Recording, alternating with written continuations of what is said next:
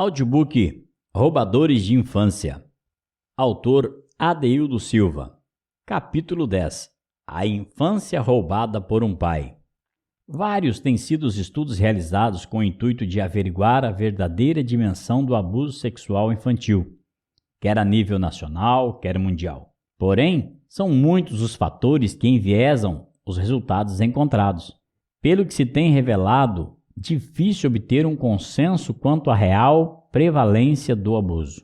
Maus tratos infantis são, de acordo com a definição da Organização Mundial de Saúde, OMS, o abuso ou negligência que ocorrem em crianças com idade inferior a 18 anos, incluindo todos os tipos de abuso físico, emocional, sexual, negligência e exploração comercial ou outra, que resulte em dano real ou potencial para a saúde da criança, a sua sobrevivência, desenvolvimento ou dignidade no contexto de uma relação de responsabilidade, confiança ou poder. Ainda segundo a OMS, em 2015, 40% das crianças abusadas têm entre 8 e 14 anos. Em 65% dos casos, o abusador é alguém da família, pai, padrasto, tio. 1 em cada 4 casos envolve uma criança de até 1 ano de idade. É o segundo tipo de violência mais comum em crianças até 9 anos. O papel da família é essencial na recuperação física e emocional da criança que sofreu abuso sexual. A atenção que deverá proporcionar a esta criança não deve somente centrar-se no cuidado de suas lesões físicas, mas deve ser acompanhada por outros profissionais para dar-lhe também acompanhamento psicológico. Porém, há centenas de crianças que não chegam a apresentar feridas físicas. Pode ter sido um toque, um desrespeito à moral. Essas feridas são emocionais e imensas vezes as crianças não contam por medo. Várias são até ameaçadas, vergonha e sentimento de culpa. Espera-se que a família seja o lugar mais seguro de se estar, mas a maioria dos casos de violação ou abuso sexual acontecem lá, dentro de casa, no seio familiar. Alguém acima de qualquer suspeita, pessoas que aproveitam da proximidade física e emocional das vítimas, crianças, e muitas vezes repetindo os crimes ao longo de anos, deixando marcas psicológicas para o resto das suas vidas. Todos os dias, crianças de todas as idades, inclusive bebês, são abusadas sexualmente. Os efeitos desse tipo de violência vão muito além da infância. Destrói-se a autoestima, a confiança, os sonhos, pode levar à ansiedade, depressão, tentativa de suicídio e outros problemas emocionais graves. Seu efeito é devastador, pois a infância foi alterada, dilacerada, invadida e roubada. As pesquisas mostram que 1 a cada 4 mulheres acima dos 15 anos foram vítimas de violência física e ou sexual. Mas sabe-se que os números são, na realidade, bem maiores que estes, visto que muitos não denunciam abuso. Outro fator importante a se destacar é que o pai deveria configurar-se como símbolo de afeto, proteção e segurança. O fato de este elemento se constituir como responsável pelo abuso pressupõe que os conceitos de estabilidade, confiança e bem-estar associados à família e, consequentemente, a figura paterna fiquem deturpados, traduzindo-se em sequelas profundas na personalidade e comportamento futuros da criança abusada. Infelizmente, a criança, enquanto não se livrar do trauma, tem uma visão totalmente distorcida de paternidade. E provavelmente essa relação não tende a melhorar enquanto não haver superação. Muito pelo contrário, o desejo da vítima ferida e magoada é que seria melhor nunca ter conhecido um pai. A criança que sofreu algum abuso sexual sofrerá consequência a curto e longo prazo. Essas são significativas em qualquer aspecto.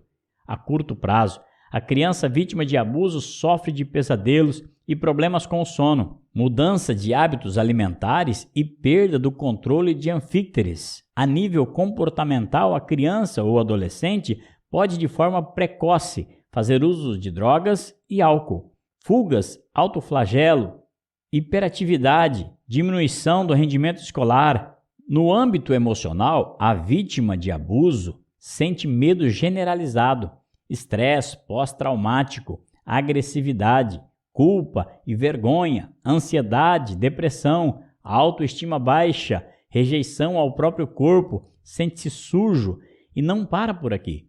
Além dos prejuízos já citados, acentua questões sexuais com o próprio conhecimento precoce da sexualidade e impróprio para a idade, masturbação compulsiva, exibicionismo, problemas de identidade sexual. A vida social também é duramente afetada, podendo a vítima ser retraída e até antissocial. Esses comportamentos podem acontecer imediatamente após a violência exercida sobre a criança ou adolescente e perpetuar a longo prazo, até se acentuar como patologias definidas. Por exemplo, dor crônica, hipocondria ou transtornos psicossomáticos, alterações do sono e pesadelos constantes, problemas gastrointestinais e desordem alimentar, bulimia ou anorexia. Já na fase adulta, essa vítima pode sofrer de abuso alcoólico e de drogas com muito mais intensidade, muitas vezes levando-os à dependência total e até à morte. Outra questão é a identidade sexual controversa, confusa e desorganizada, onde muitos procuram o caminho da homossexualidade, prostituição e todo tipo de perversão em outro extremo. Algumas pessoas têm fobias sexuais, falta de satisfação ou incapacidade para o orgasmo, alteração na motivação sexual e extrema dificuldade de expressar sentimentos e emoções. Muitas mulheres são terrivelmente magoadas, feridas e dizem desconhecer o que é ser amada de verdade, principalmente se ela, enquanto menina, foi abusada pelo pai, irmão, tio, primo ou alguém próximo da família. A solidão e a dificuldade de vínculo afetivo com os filhos acentuam as consequências emocionais apresentadas a longo prazo de alguém que foi vítima de um abuso sexual. Importante ressaltar que todas as consequências mencionadas têm para a vítima uma incrível relevância. Afeta a vida como um todo, não apenas da pessoa que foi violada, mas de quem estiver à sua volta. Uma vez casada, a menina que foi abusada ou molestada terá imensas dificuldades de se entregar ao seu cônjuge. Claro, se até o momento união a mesma não tiver tratado ou superado o trauma. Não foi aqui apenas a infância roubada.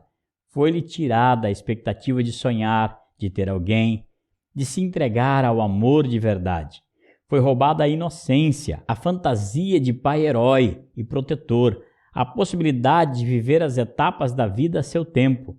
A intensidade do trauma depende de cada um. Alguns conseguem se livrar mais facilmente da situação traumática, outros não. Claro, nunca é simples e leve passar por uma experiência dessa magnitude. Os desafios são imensos e, em vários casos, o trauma nunca foi ultrapassado. No meu livro Restaurando Mulheres, relato experiências incríveis que tive com mulheres vítimas de abuso sexual. Presenciei na clínica casos de traumas profundos e que, graças a Deus e à psicoterapia, conseguiram superar e seguir em frente. Um desses casos é o de Lia, nome fictício. Lia, por muitos anos, sofreu por carregar consigo uma imensa dor causada pela consequência de uma molestação sexual. E, como consequência, a incapacidade de perdoar. E assim, essa mulher, hoje determinada e cheia de vida e de sonhos, fez-me um comovente relato. O meu nome é Lia. Por mais de 20 anos odiei meu pai. Odiava sua voz, seu jeito de ser, sua personalidade.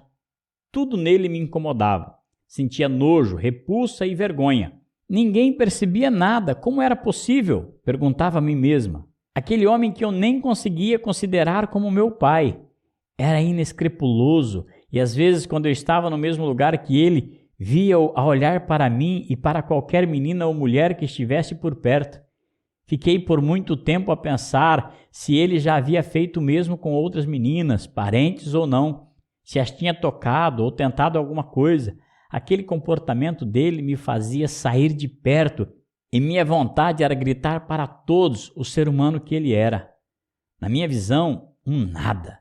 O tempo passou, eu cresci rápido, graças a Deus, e ele parou de me perseguir, de me tocar. Mas as marcas, as dores, a consequência ficaram. Lutei muito e por muito tempo contra um sentimento terrível de ódio e desejo que ele morresse. Eu queria ser vingada de alguma forma. Ninguém via, ninguém me percebia e eu sofria. Eu usei a escola e o trabalho como fuga. Ainda bem, duas coisas favoráveis positivas. Comecei a perceber que eu era possessiva, autoritária e arrogante. Perdi tanto tempo a tentar provar que eu não era um lixo, mas usava uma máscara de forte. Porém, eu magoava as pessoas, era áspera com qualquer homem que tentasse se aproximar de mim e achava frágeis demais as mulheres, românticas e sonhadoras. Sempre fui prática e nada romântica. Sei hoje que tudo isso foram consequências do processo que passei, mas naquele tempo só conseguia ver a minha própria dor. Infelizmente, as consequências são muitas e às vezes levamos para a vida. Graças a Deus, hoje sou uma pessoa melhor. No meu casamento, ainda antes de me livrar do trauma e de os perdoar, sofri e fiz meu marido sofrer. Tive vários problemas na sexualidade que me impediam de ser a mulher que eu gostaria de ser e que meu marido precisava.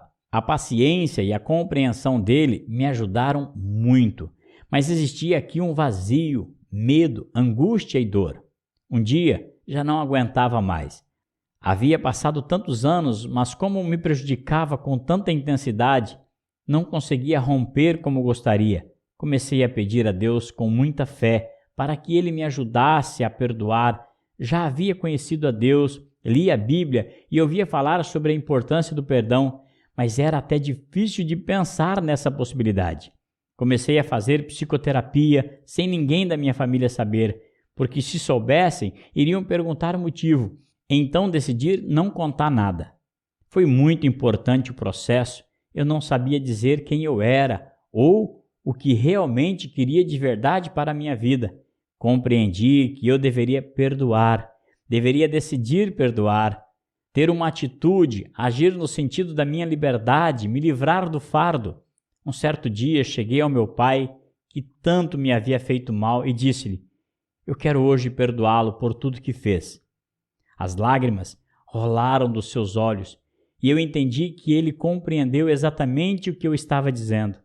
Eu senti um alívio imenso e consegui me livrar de todo o peso que outrora carregava. Hoje falo com tranquilidade. Na época em que sentia a dor, o ódio, nunca imaginei que seria capaz de dizer que isso tudo ficou para trás. Tenho hoje a possibilidade de sonhar e visualizar minhas conquistas. Sou imensamente grata a Deus por ter me dado forças e pessoas capacitadas para me ajudar, como o meu psicoterapeuta na época. E se a minha história servir para ajudar alguém, valeu a pena. É importante ressaltar que a psicoterapia é fundamental para um processo de cura emocional, mas não só. É importante que o profissional professe a mesma fé, seja um homem ou uma mulher comprometidos com Deus. Adriane Bento da Silva Alves, psicóloga clínica, membro efetivo da Ordem dos Psicólogos Portugueses, formadora, mentora e líder de mulheres.